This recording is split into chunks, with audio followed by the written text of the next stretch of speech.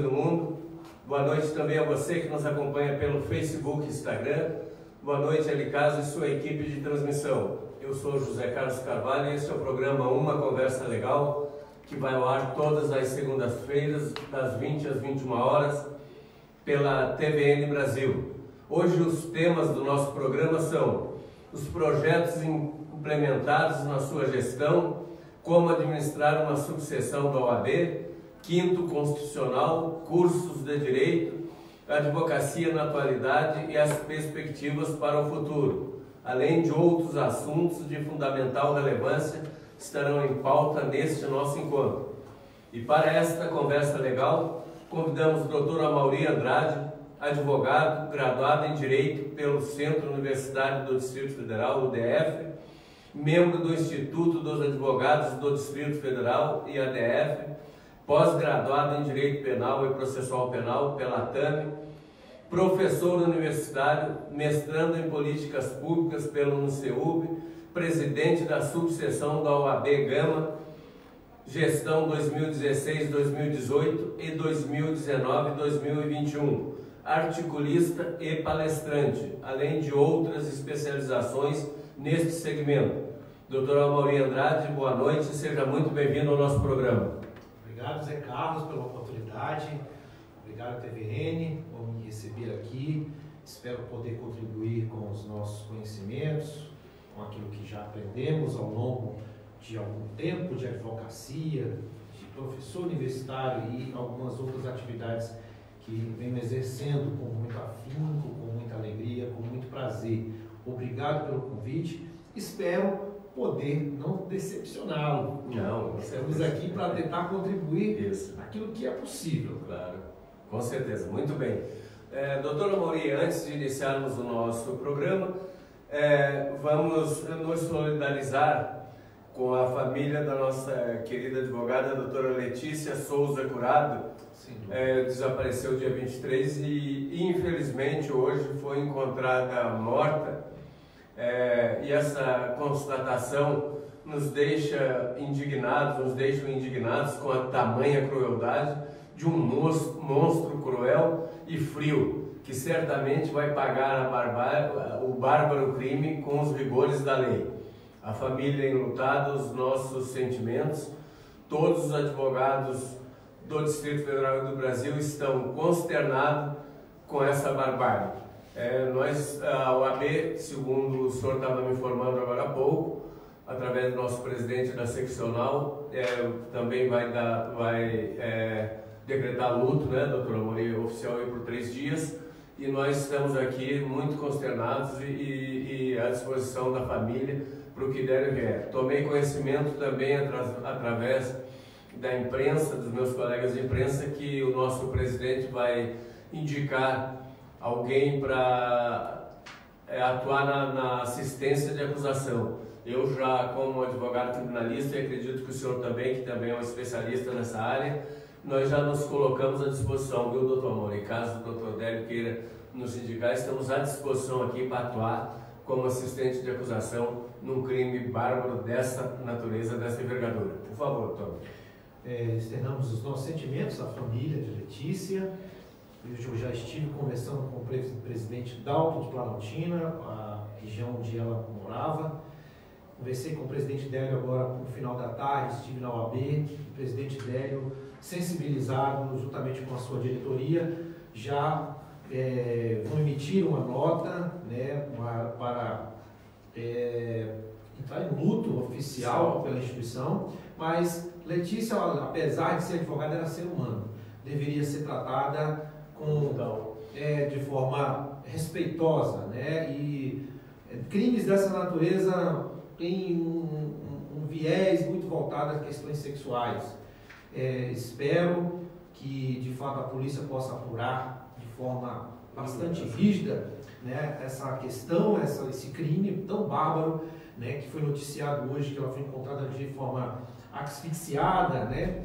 E isso leva a crer que de fato ela sofreu bastante, e espero que esse criminoso seja realmente punido. E quero parabenizar de antemão o trabalho da polícia, né? Letícia é de uma família que até então a gente tem conhecimento de uma família pobre, e a polícia ela se empenhou, né? Sabemos que a polícia muitas vezes se empenha em casos mais, né, evidentes, né? E graças a Deus a polícia em pouco tempo se empenhou e prendeu ali o principal suspeito do crime, né? E desejamos então, família de Letícia, os nossos mais sinceros sentimentos, que Deus possa confortar o coração de todos vocês e que continuemos a vida. Claro, continuamos a vida. E só acrescentando ainda, doutor Amorim, que quando dessa notícia, eu e creio que o senhor também, nós postamos nas redes sociais e tivemos o apoio incondicional de todo o Brasil, viu, doutor? Na busca, preocupação por parte dos nossos seguidores, dos nossos colegas, dos nossos amigos, dos nossos clientes, todos preocupados com tamanha barbárie e a todo momento me indagavam se nós tínhamos notícia e infelizmente tivemos que dar essa notícia triste agora na parte da tarde. Mas a vida, como o senhor falou, ela continua, né, doutor Amorim? Muito bem. Isso.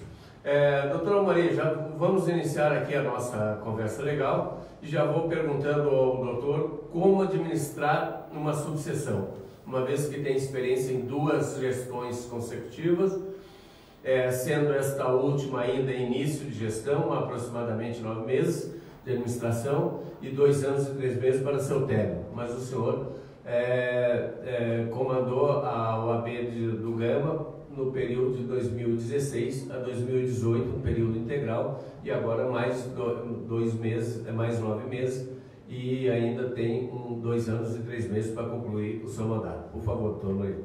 Bem, primeiramente é importante ressaltar para todo o público que a OAB é dividida em 3 esferas. A OAB Nacional, que é o Conselho Federal, ele está aqui em Brasília, situado em Brasília, onde se reúnem os conselheiros de toda a nação.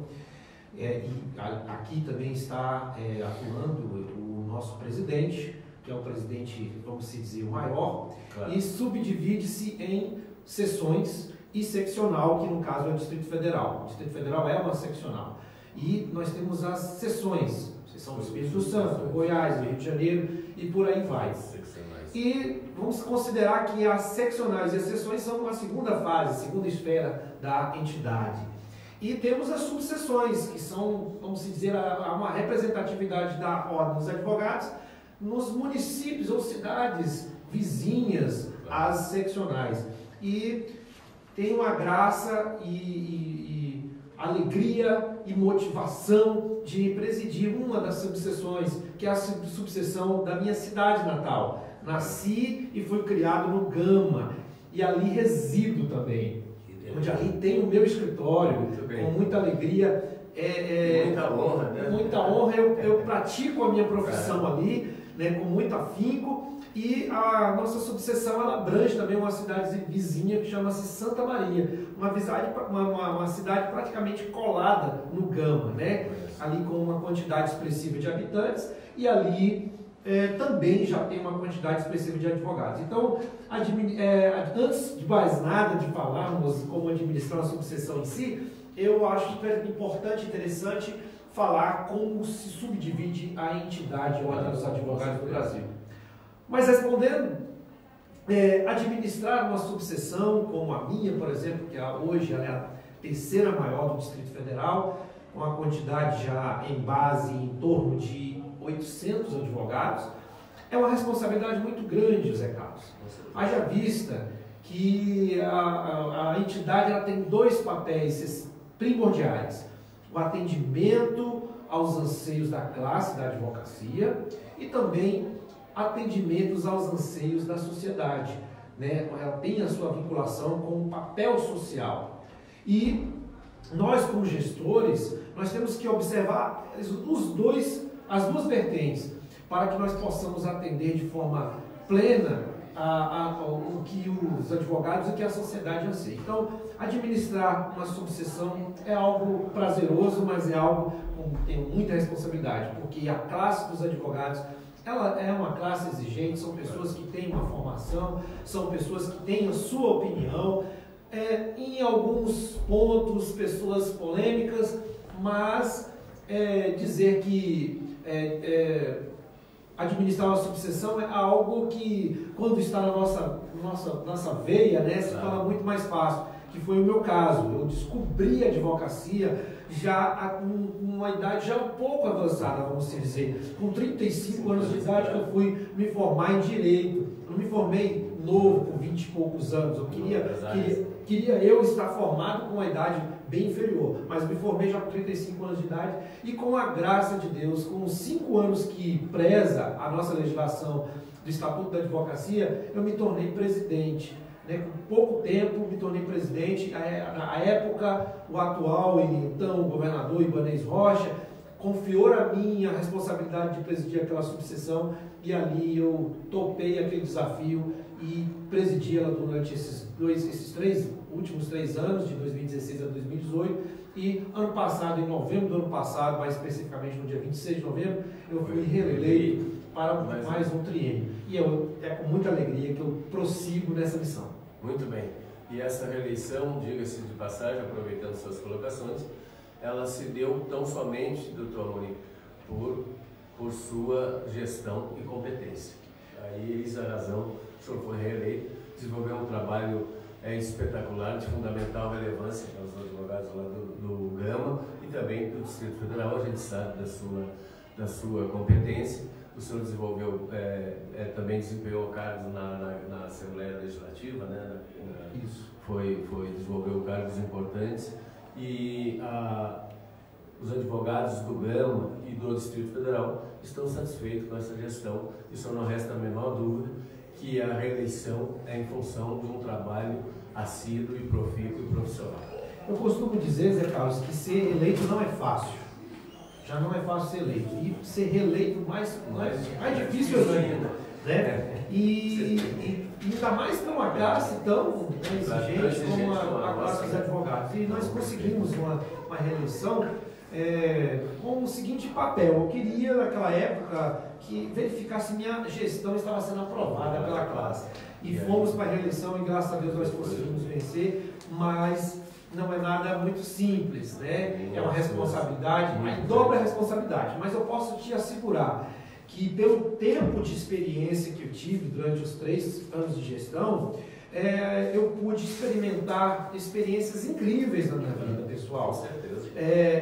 Eu sempre tive um espírito empreendedor e, além de ser advogado, eu sou administrador de empresas, sou formado em administração, na graduação, no curso de administração, fui empresário e durante o tempo de empresa eu tive a percepção e a clareza de poder desenvolver um trabalho de gestão. E ali, com aquela experiência que eu tive na época, eu tentei aplicar isso na gestão de ordem e muita coisa deu certo. Né? Logicamente que temos muito a avançar ainda, temos a implementar, mas assim, a classe dos advogados daquela região, elas têm sido reconhecendo o meu trabalho, né? Mas confesso que, por exemplo, nessa nova gestão, que é uma gestão que está sendo realmente muito brilhante, por parte do Denise Silva e sua diretoria, está sendo uma experiência nova. Está sendo muito boa, nova, porque trazendo novos desafios. Novos desafios, e eu estou pronto para poder se enquadrar e desenvolver esses desafios novos. Muito bem, muito importante.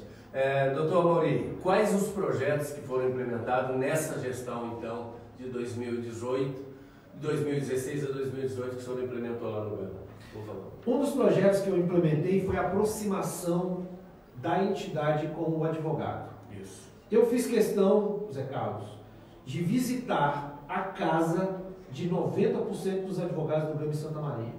Como? Indo, ouvindo e procurando saber o que a instituição poderia contribuir e ajudá-lo. Mais especificamente, como nós estamos falando a nível nacional, para que todos entendam, a minha subseção é uma subseção de vamos se dizer, entre aspas, uma periferia de Brasília. Né? É uma pequena cidade, não é a maior cidade, mas é uma cidade com um número considerável de habitantes, algo em torno de 170 mil habitantes, e juntando mais uns 80 para 90 mil habitantes de Santa Maria. 250 mil habitantes. É uma cidade grande. Considerável. Considerável. E então, eu fiz a visita em cada uma dos casas dos advogados para ouvi-los. E uma das coisas que o advogado sempre falou para mim, numa boa parte, era de que a instituição era muito distante. E foi aí que eles começaram a entender que existia ali um gestor de ordem diferenciado. E ele falou, não, nunca veio aqui um diretor da ordem dos advogados da minha residência ou no meu escritório. E, caracteristicamente, muitos advogados ali daquela subseção, eles trabalham em casa, né? Não tem condições, às vezes, de fazer um escritório e de montar o próprio escritório. Então, eu tive a graça de implementar isso, essa proximidade. Indo para um ponto diferenciado, né? Em termos de educação, nós implantamos ali vários cursos da Escola Superior da Advocacia. O advogado da minha subseção, digo a minha subseção, claro, ele para ir na seccional, que é aquela segunda fase que eu expliquei para os senhores e senhoras, ele se deslocava, para se deslocar ele tinha que enfrentar um trânsito de 35 para 40 quilômetros. E, além de levar muito tempo, atribuía muito custo. E os cursos da Escola Superior da Advocacia, na maioria das vezes, eram lecionados na seccional. E eu procurei trazê-los para dentro da subseção e, de fato, facilitei o trabalho, esse percurso dos advogados. Fechamos muitas turmas, algumas não foram fechadas, mas muitas foram fechadas, e ali implementamos os cursos. Então, em termos de cursos de ensino, também implementamos. Muito bem. E só com a última medida, nós implementamos ali várias salas de apoio nos fóruns. Na vara do trabalho, por exemplo, não tinha nem sala de apoio. O advogado, para conversar com o seu cliente, tinha que conversar debaixo de uma escada. Era uma coisa de louco.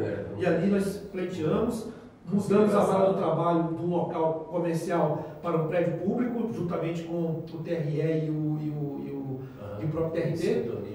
Em sintonia, montamos ali várias salas de apoio. Então, várias outras medidas foram implementadas, mas as principais foram essas. Muito bem. Então, o senhor diria que, aproveitando essas colocações, que o senhor trouxe o advogado para dentro da ordem.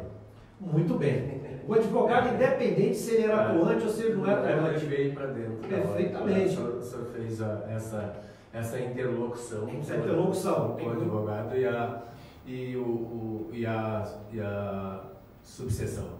Isso é muito importante. Muito bem, doutor Mori.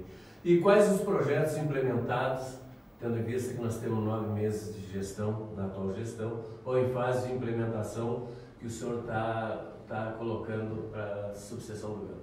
Bem, na atual gestão nós estamos assim bastante na expectativa, porque tem se discutido ao longo desses 9 meses, 8 meses de gestão, vários projetos, né? Um dos projetos é a autonomia administrativa e a autonomia financeira. Nós temos realmente em fase de implementação. A subseção, ela explicando de uma forma bem melhor, ela é como se fosse um filhote da seccional. Claro. O pai é a seccional e o filho é a subseção. Então nós precisamos ali. E essa interlocução é em sintonia com a subseção. Totalmente sintonizado. Perfeitamente. Nós precisamos estar sempre alinhados e sintonizados. E esse é um projeto da atual gestão do Dr. Délio Lins e Silva Júnior, no sentido de poder trazer uma maior proximidade da subseção com a seccional. Haja vista que uma depende da outra. A seccional depende da subseção para que uma gestão seja mais plural e, consequentemente, a subseção depende da seccional. Então, nós estamos tendo esse projeto de interlocução entre as duas. Muito bem. Eu, nos 200 dias da administração da atual diretoria, eu entrevistei aqui o nosso presidente, o Dr. Délio Lins e Silva, e ele me disse, aproveitando essas colocações do senhor, de que a seccional está em fase de implementação de levar a caixa de assistência para as subseções, tá? Levar atendimento médico e outras vantagens, como a ESA, que o senhor já falou que já tem, a ESA, os cursos de aperfeiçoamento, pagamentos que antes era só feito na seccional, vão ser feitos nas subseções. Isso facilita descentralizar os trabalhos e isso facilita muito, doutor Mori, o advogado que não tem que se deslocar da subseção do Gama para ir até a seccional, uma vez que ali nós temos hoje uma distância de aproximadamente uns 40 quilômetros, mais ou menos isso. Então, o advogado está encontrando o apoio total na subseção nesse aspecto. Nesse viés, Zé Carlos, a seccional do Distrito Federal, juntamente com a Caixa de Assistência dos Advogados, a Caixa de Assistência é como se fosse uma fundação da OAB. Ela traz um papel assistencial para o advogado. E sempre existiu a cultura de que a Caixa de Assistência era para os advogados mais centralizados em Brasília. Claro. E agora, com esse espírito de gestão compartilhada, juntamente com as subseções, o nosso atual e então presidente da Caixa de Assistência, Dr. Eduardo Shoa, vem trazendo inovações consideráveis para essa atual gestão. Ele tem viajado por várias seccionais, tem participado de colégios de presidentes de Caixa de Assistência, e nessas discussões que ele tem, as ideias que ele tem assistido nesses encontros, ele tem trazido ideias inovadoras para cá, para Brasília. E nesse caso, nesse aspecto especificamente, ele tem um projeto de implantar as mini caixas de assistência nas determinadas subseções. Então, isso é formidável para nós. É fundamental importância. Descentralizará alguns serviços que somente ocorriam na capital federal, no centro de Brasília, e agora vai ficar mais fácil para o acesso pessoal. Você não tem que se deslocar da subseção para ir pegar pegar autorização médica. Você vai na subseção e lá você já implementa esse serviço. Vai ter o atendimento médico também na subseção, vai naturalmente convênios, doutor Amorim, com os médicos da região, os hospitais e clínicas, para que você possa ampliar os convênios. Uma coisa interessante, José Carlos, que o doutor Delis Silva, juntamente com o Eduardo Shoa, que é o presidente da Caixa, fala assim, olha, eles têm um ditado, a Caixa de Assistência, ela deve ser voltada para as subseções, porque é Caixa de Assistência. Quem precisa mais de assistência? São os advogados que atuam nas subseções. Então, louvável essa atitude do atual presidente, no sentido de poder propiciar essa ideia de que a Caixa de Assistência deve ser aproximada mais para as subseções. E que na verdade, quem mais precisa, De fato, não tem dúvida. A subseção é que mais tem necessidade de atendimento. E hoje nós temos subseções, a sua, que o senhor está falando, que tem em torno de 800 advogados. Mais ou menos 800 advogados. Aqui em Taguatinga nós já temos aproximadamente 3.800 advogados. Então, existem um contingente específico aí. As subseções do Distrito Federal são maiores do que 5 ou 6 estados. Eu conversando, se eu não me falha a memória, foi com a doutora Daniela Teixeira, numa ocasião que eu a entrevistei aqui, na gestão passada, ela disse, José Carlos, nas subseções, reunindo os advogados, nós temos aproximadamente mais advogados do que em 5 ou 6 estados da federação. De fato. Então, a minha subseção, por exemplo, é maior do que a de Sergipe. Sergipe, com certeza. Do Acre. Não, com certeza, não tenho a menor dúvida. Muito bem. Doutor Amorim, como o senhor vê as prerrogativas do advogado, uma vez que passamos por uma grave crise de credibilidade e de violações de prerrogativas diuturnamente? Como o senhor está vendo isso? José Carlos, eu vou concordar que nós estamos passando por uma crise, de fato, uma crise de respeito e violação das nossas prerrogativas. Nossas prerrogativas são claramente violadas dia após dia. Diuturnamente. E eu, como criminalista que sou, atuo na esfera criminal, nós criminalistas que somos os mais massacrados, vamos se dizer. Principalmente no que tange a trabalhos voltados ali na esfera das investigações, principalmente por parte de delegados de polícia. O Estado deu muito poder para determinadas autoridades e o poder que foi dado acaba massacrando outros direitos, que são os direitos dos advogados. Então, de fato, nós passamos por uma crise, concordo contigo. O que eu entendo, José Carlos, é que nós devemos, para combater esse tipo de violação, é unir cada vez mais a classe. Eu digo união porque nós tivemos uma experiência recente. Um projeto que foi lançado também pelo presidente Lins Silva sobre as carreatas das prerrogativas. Caravanas da prerrogativa, perfeito. As caravanas da prerrogativas que estão sendo instaladas nas subseções. Tivemos uma experiência brilhante quando nós estivemos ali na caravana das prerrogativas, no Gama, né, especificamente, quando nós fomos visitar a 20ª Delegacia de Polícia, que é a Delegacia Central de Flagrantes. Fomos muito bem recebidos pela autoridade policial, que é o Dr. Francisco, o delegado-chefe daquela delegacia.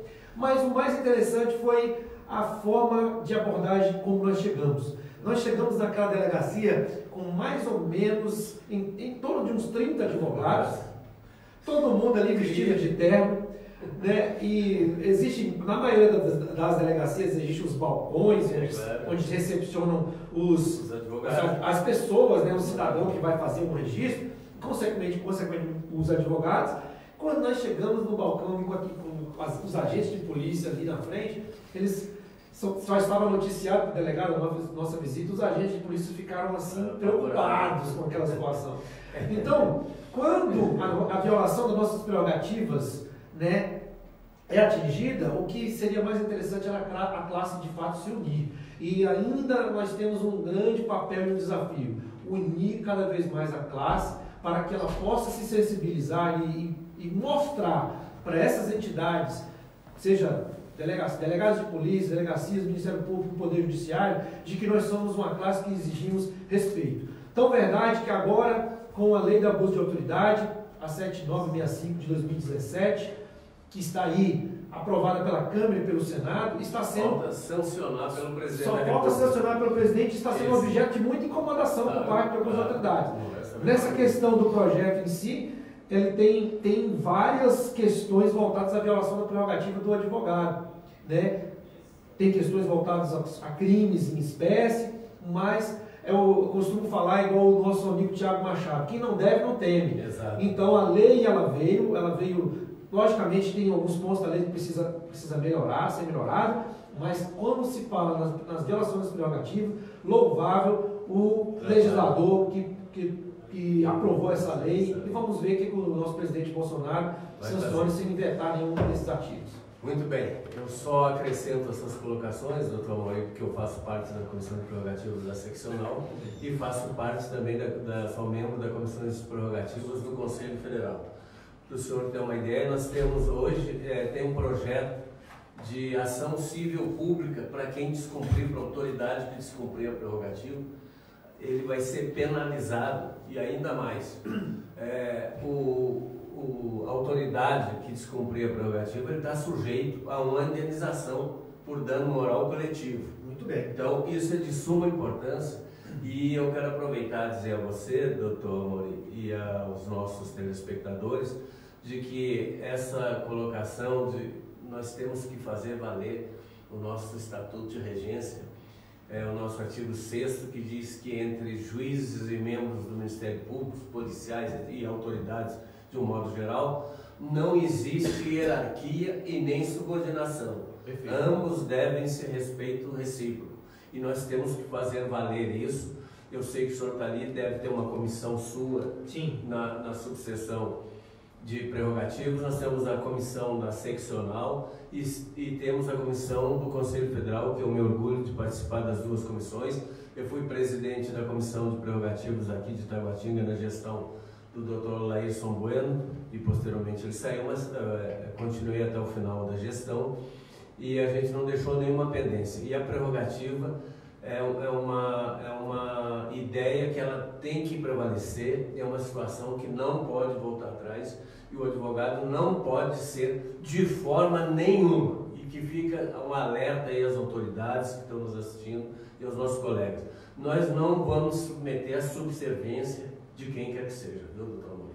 Isso é de suma importância, e eu estou lá no Conselho Federal à disposição, estou no Conselho Seccional à disposição, estou nas subseções também, se precisar, que que a gente vá proferir palestras, ou vá simpósios, ou até um bate-papo com os colegas, o senhor não hesite em nos chamar, não só a mim, mas os demais membros, para a gente estar ali trabalhando em conjunto. Eu fui testemunha disso, José Carlos, em relação à sua atuação. Eu estava no Tribunal do Júri de Taguatinga e eu vi ali claramente uma violação de prerrogativas e Vossa Excelência atuou de forma ali plena e imediata. Né? Não podemos esquecer, só para a gente fechar esse ponto, que no artigo 133 da Constituição Federal diz que o advogado é indispensável à administração da justiça. É uma profissão, de fato, que está descrita no nosso ordenamento jurídico máximo, a nossa Constituição Federal,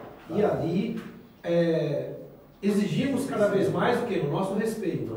Respeito à nossa profissão. Então, verdade, só para a gente fechar esse ponto, um grande amigo meu, advogado criminalista no Tribunal do Júri, agora, nesse final de semana, começou o júri na segunda-feira, o júri era para acabar ontem, e ontem, quando um juiz desrespeitou o advogado, depois de 5 dias de júri, ele abandonou o plenário.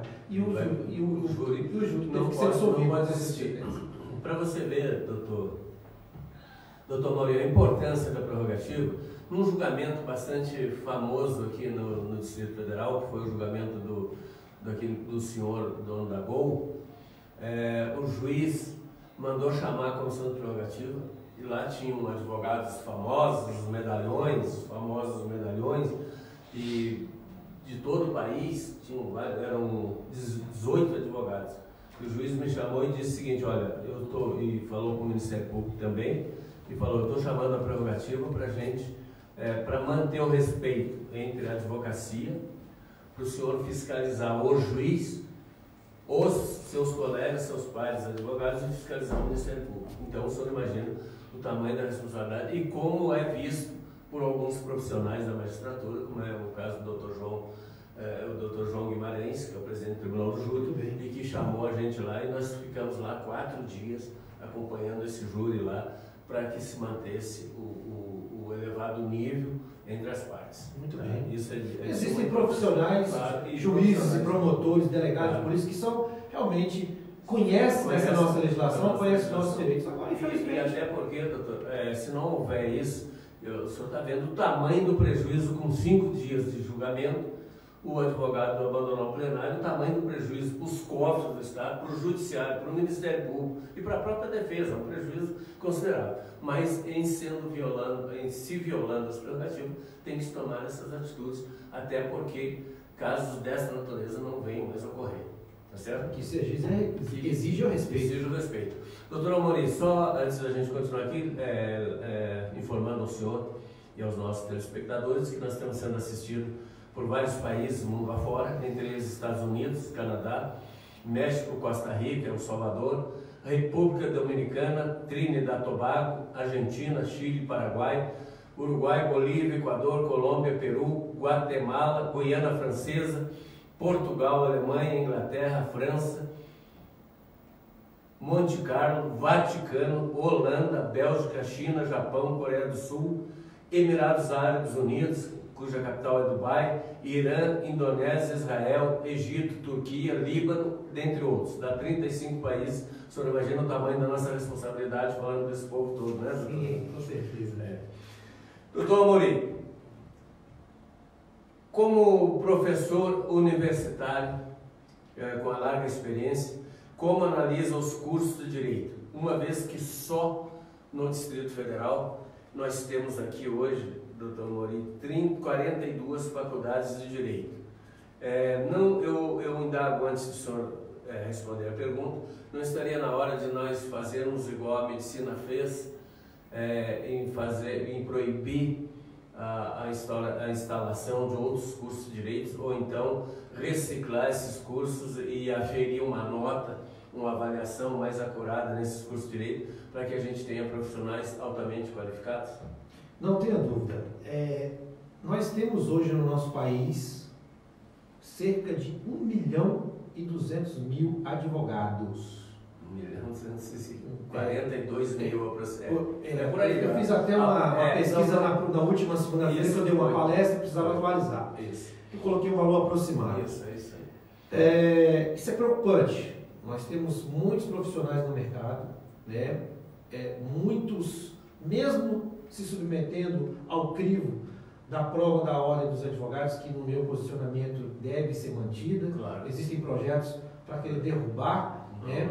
E na minha convicção pessoal, eu entendo que é importante. Passei muita dificuldade para passar a época, mas é importante. Claro. Mas trazendo-se esse viés dos cursos das faculdades, de fato, o nosso país, os números de faculdades do Brasil estão acima do número de todas as faculdades do mundo. Claro. Então, você tem uma ideia, só para você ter uma ideia, não sei se é do seu conhecimento, o Japão tem 40 mil advogados.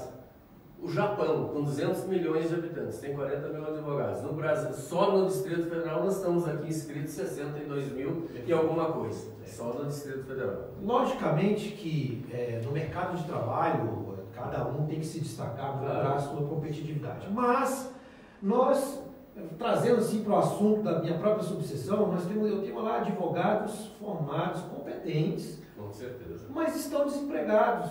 Aí não teve a condição de montar o seu próprio escritório e acaba que a profissão ela fica desenfreada no sentido de cobrança de honorários, profissionais que violam a tabela da Ordem dos Advogados do Brasil, aviltando assim os honorários advocatícios e os honorários contratuais.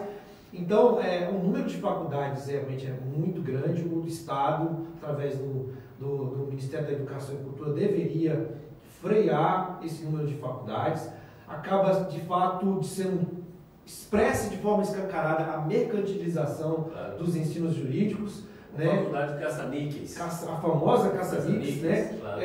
Dizer que muitas faculdades elas têm um papel, não quero citar nomes, mas a gente vê claramente, pelo menos aqui em Brasília, faculdades que ela não tem preocupação nenhuma com a qualidade de ensino. Nenhuma. E sim com a sua qualidade no sentido de receber. De aferir o lucro, né? Claro. Então, acaba formando profissionais desqualificados, muitos que passam por muitas dificuldades para passar sequer o exame de ordem, fazem exame de ordem 5, 10 vezes. Já vi pessoas que fizeram isso, que passaram por isso, né? Então eu entendo, Zé Carlos, que o Estado deveria frear, de fato, assim como foi feito na medicina, para dar uma maturada por um tempo, para qualificar melhor os profissionais e talvez, quem sabe, soltar as rédeas novamente. Mas de fato, eu não posso dizer que o mercado está sem espaço, mas ele realmente está bastante saturado, no sentido de ter muitos profissionais para poucas demandas. E profissionais muitos desqualificados. Muitos deles desqualificados. E aí a nossa profissão, doutora, ela vai descambando para um lado perigoso e as consequências são imprevisíveis. São muito grandes. São grandes as consequências. Direito à liberdade, direito ao patrimônio. Direito ao patrimônio, né? Isso. Muitas dessas instituições, como nós já falamos, são instituições caça-níqueis, né? Estão ali preocupados só em aferir o lucro e não dão uma qualidade profissional para o advogado cair no mercado. Para o senhor ter uma ideia, hoje, as chamadas audiências de custódia, essas audiências que você faz, as diligências, chega-se às raias do absurdo de fazer uma audiência de custódia, os advogados cobram R$50. Então, chegou-se às raias do absurdo. E ainda tem uma outra preocupação que eu até falei com o nosso presidente aqui por ocasião dos 200 dias de gestão do Dr. Délio, que seriam os núcleos de atendimento das faculdades e também a Defensoria Pública. A Defensoria Pública tem que se tomar muito cuidado, porque a Defensoria Pública, certos defensores se arvoraram de uma situação. Para o senhor ter uma ideia, teve um juiz numa das varas em Taguatinga que falou para mim: doutor, tempo das prerrogativas, vocês têm que tomar uma providência, porque aqui nós temos ações de R$700 mil, beirando R$1 milhão, e está sendo atendido pela Defensoria. Aí tomou-se algumas providências, mas hoje os defensores estão fazendo o seguinte: eles se aliam, se associam a outros escritórios, e chega lá, quando ele vê que vai ter algum problema em atender o cliente, fala: olha, eu vou te indicar outro escritório porque eu não posso. Mas sabe-se que o escritório é no escritório. Chega a ser um absurdo. Chega um absurdo. Então nós temos que coibir isso aí, porque senão a nossa advocacia está descambando por esse lado aí perigoso. Você imagina fazer audiência de R$50, R$60, e nós não podemos deixar a nossa classe cair nesse desmando, né, doutor? Exatamente. Doutor Amorim, como vê a nossa profissão na atualidade e quais as perspectivas para o futuro? Muito bem. A nossa profissão hoje, ainda com toda violação de prerrogativa, com todo descrédito, ela é uma profissão ainda muito bem reconhecida pela sociedade. O seu papel ainda tem sido reconhecido como um papel importante. Então, o advogado ele tem que se profissionalizar hoje com um conhecimento técnico, jurídico, mas tem um fator agora essencial para a sobrevivência do advogado, é o fator tecnológico. Se o advogado não se alinhar com os fatores tecnológicos, tão verdade isso, que nós estamos agora com os processos judiciais eletrônicos, não existe praticamente papel hoje nos nossos tribunais. A pessoa tem que se aliar à tecnologia. E sem dizer que a tecnologia veio de forma tão agressiva que a inteligência artificial chegou também no Poder Judiciário e na própria advocacia. É possível plenamente, a depender da causa, a depender do processo, um processo ser substituído por um robô. Um robô que possa buscar em palavras-chave em tudo que é possível ser montado numa ação. Aqui no Brasil, porque nos Estados Unidos já é feito, já está implementado essa atuação. Então, os Estados Unidos e os países da União Europeia, a maioria já tem essa atuação. E aí, doutor Amorim, nós vamos cair aqui na próxima pergunta que eu vou falar para o senhor.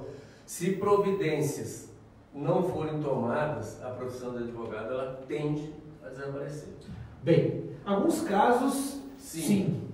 Em outros casos onde demanda, por exemplo, eu não consigo enxergar ainda, Zé Carlos, na esfera criminal, que é a esfera que eu e você atua, de poder a nossa profissão ser substituída. Por quê? O robô não vai sustentar agora. Porque a nossa profissão, não desmerecendo os demais colegas que atuam em outras causas, a nossa profissão exige muito conhecimento técnico e tem muitas questões subjetivas que são alheias à própria letra da lei. A letra da lei. E você num lampejo de gênio, você tem... No tribunal do júri, por exemplo, você não chega ali somente com a letra da lei, você chega ali com a questão técnica, jurídica, espetáculo, teatro, né? E muita questão emocional. Então, na nossa esfera criminal, eu acho pouco provável. Mas, por exemplo, no direito bancário, por exemplo, que as ações são comuns, são rotineiras e nas mesmas proporções. Então, realmente isso pode ser substituído pela inteligência artificial, pelos robôs, ou pela nova tecnologia. Né? Mas tem determinadas áreas que eu ainda não consigo enxergar. Não vai conseguir mesmo. E até porque, doutor Maria, aproveitando a sua colocação, eu diria para o senhor que o direito penal, a tribuna do júri é a vitrine do direito penal. Então você tem que saber, você tem que estar muito preparado ali, porque eu já vi, já presenciei, doutor. Tive a oportunidade ao longo de algum tempo como advogado, eu já presenciei promotores de justiça sair da tribuna do júri e falar para o magistrado: não atuo mais, estou pedindo uma transferência para uma vara civil. E muitos advogados saírem de lá também dizendo: não quero mais saber de crime, vou atuar na vara civil. Então você sabe muito bem, você é professor dessa área, de que tem que ser profissionais altamente qualificados, porque senão não sobrevive nessa situação, né, doutor? Doutor, e as medidas para a gente coibir esse risco que deveria ser implementado da nossa OAB? Seria o preparo intelecto do profissional, o senhor diria? Não tenha dúvida. O trabalho intelectual ele é de suma importância. Tanto que a Ordem dos Advogados do Brasil, especificamente a seccional do Distrito Federal, ela tem uma preocupação muito grande com a Escola Superior da Advocacia, de trazer cursos especializados e atualizados para que o advogado possa, de fato, desenvolver sua profissão de uma forma mais bem qualificada. Então, não tenha dúvida, atualizar-se sempre e constantemente é muito importante para o desenvolvimento da carreira. E eu diria, aproveitando essas colocações, eu diria ainda, principalmente para o jovem advogado, que o direito é um aprendizado constante. Nós já, bastante experimentados, já, como diz um cliente nosso, que diz que nós somos passados na casca do alho, mas nós já temos experimentado e a gente tem um aprendizado constante. Todo dia você está aprendendo. Eu digo uma coisa, que a advocacia é uma profissão que te ensina coisas que outras profissões não iriam te ensinar, uma coisa do dia a dia, o interrelacionamento, claro, né, os desafios constantes que tem, né, você sair de casa e falar assim, eu quero fazer o melhor para o meu cliente, claro, quero atender melhor essa demanda. Então é um desafio constante que adquire. E eu digo e repito, doutor Maria, eu disse várias vezes aqui e repito, todo cidadão deveria fazer um curso de direito, até para saber dos seus direitos. E todo cidadão, doutor, também eu aproveito, em função do que aconteceu comigo, deveria participar de um psicólogo, deveria se consultar com um psicólogo. Porque, se tem uma ideia de que quem vai a um psicólogo está louco, né? E quando cheguei no psicólogo, fui fazer uma consulta, cheguei à conclusão que o louco era eu. Então você teria que fazer, né? O direito para saber dos seus direitos, e o psicólogo para você cuidar da mente, né? Isso é muito importante.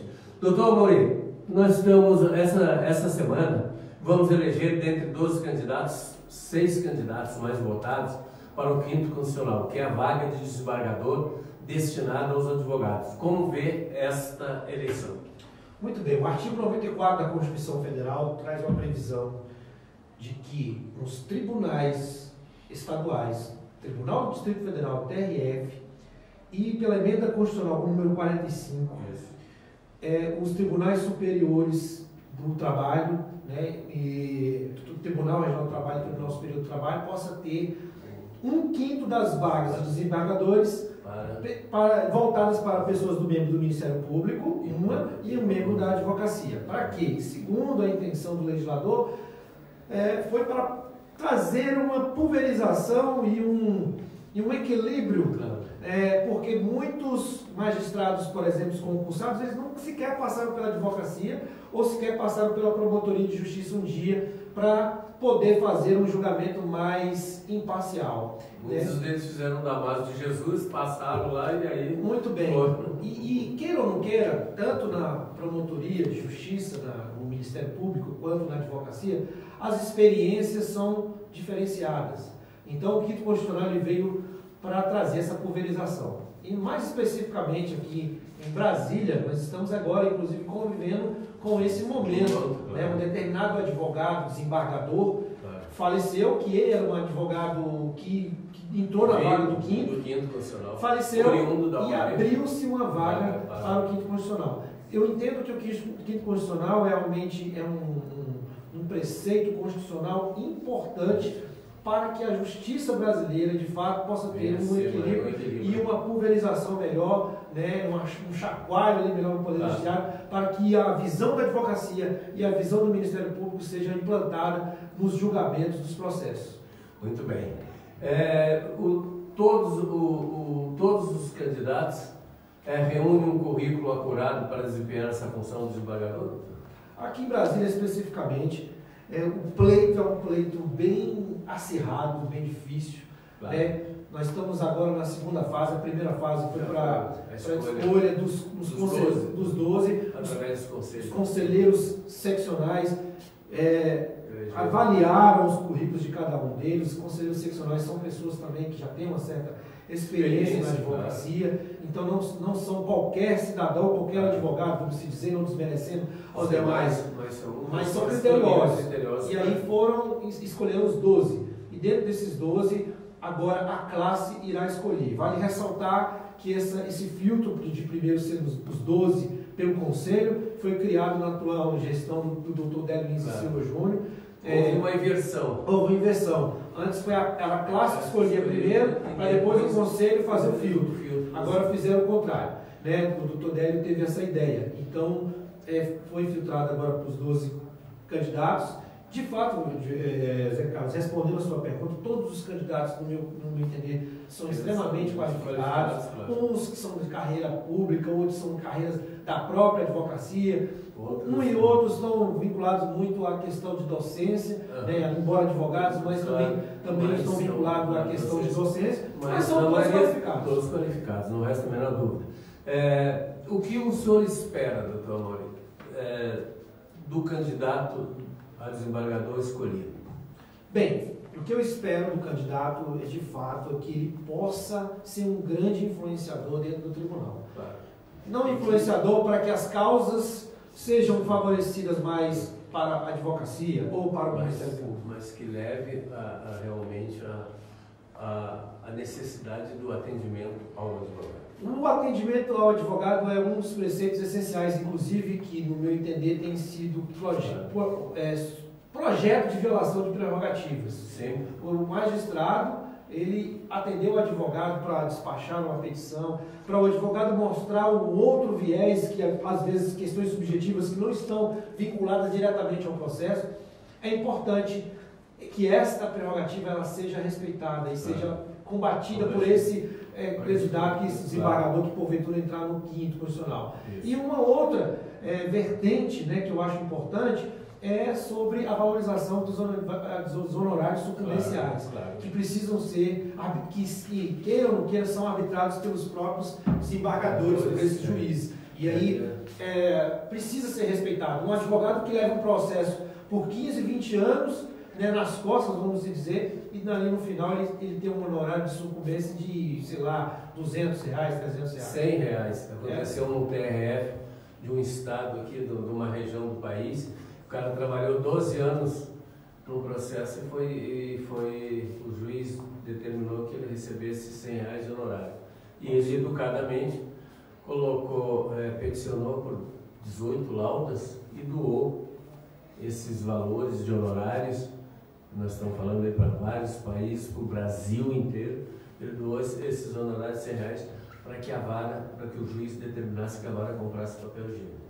Então, você imagina as consequências disso. Isso veio parar aí no STJ e houve reprimenda, CNJ, uma série de coisas, pela falta de respeito aos profissionais. E outra coisa importante, Zé, só para ressaltar, para que o magistrado que ali for atuar naquela corte como desembargador do quinto constitucional, ele possa passar para os demais juízes as dificuldades da advocacia. A advocacia não é profissão para qualquer um, eu costumo falar isso. Não é profissão para covarde. Não é para covarde, nem muito menos para aventureiro, porque é uma profissão árdua.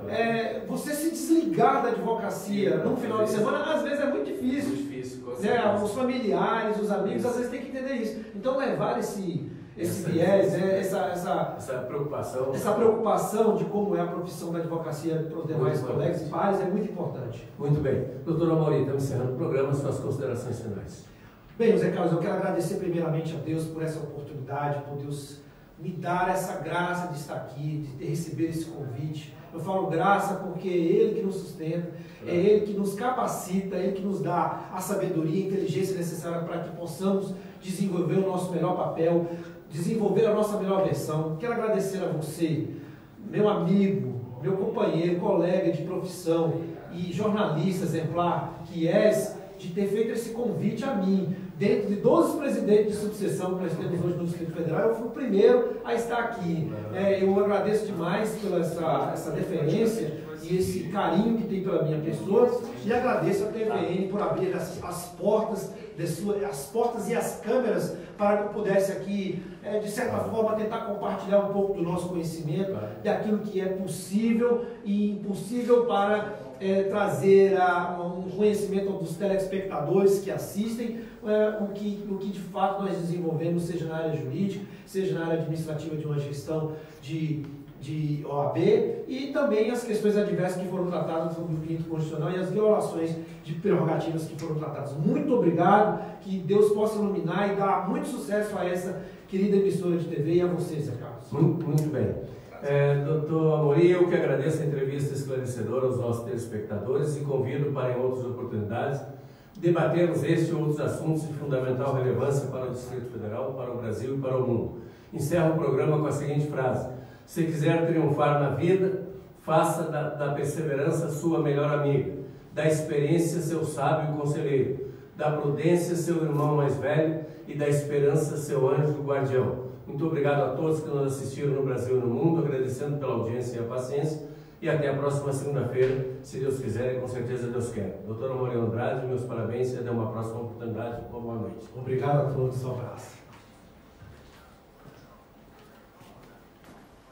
Bora acelerar aqui.